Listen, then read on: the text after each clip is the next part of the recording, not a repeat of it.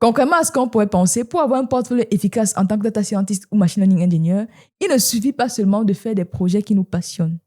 En fait, beaucoup de personnes sur Internet vont vous dire « suivez vos passions ». Moi, je n'y crois pas. Parce que la passion, en réalité, je peux faire ma passion sur ma chaîne YouTube, je peux exercer ma passion les week-ends chez moi. En fait, la passion reste la passion.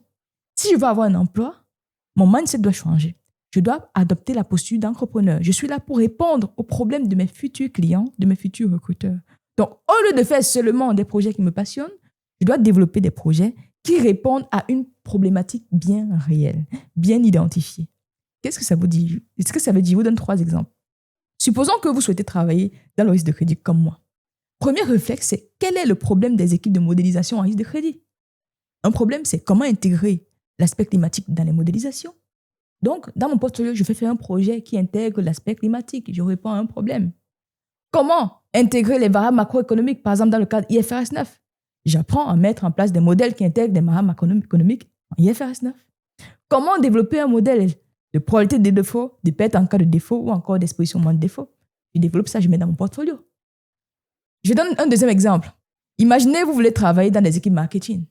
Un problème qu'on peut avoir lorsqu'on lance un nouveau produit, c'est savoir à qui on doit vendre le produit. Au lieu de chercher à faire un modèle fancy, un modèle qui ne sert à rien, entre guillemets, je vais développer ce qu'on appelle un score d'appétence pour déterminer à quel client je dois vendre le produit. J'aide les équipes marketing à identifier les clients qui sont appétents au nouveau produit. Troisième exemple, en fait, je vais travailler dans les télécommunications. Quel est le problème qu'une entreprise de télécom peut avoir? Il y a par exemple ce qu'on appelle le churn, le départ à la concurrence. Moi, par exemple, quand mes offres téléphoniques sont déjà trop chères, je vais appeler mon opérateur et dire « écoute, c'est très cher. Si on ne baisse pas, je vais à la concurrence. » Donc, c'est un vrai problème. Ça montre un manque d'en gagner. Le chiffre d'affaires peut baisser à cause de ça.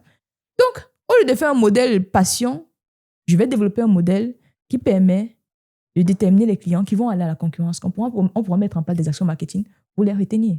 Donc, vous, aujourd'hui, vous souhaitez avoir un portfolio qui découle des emplois.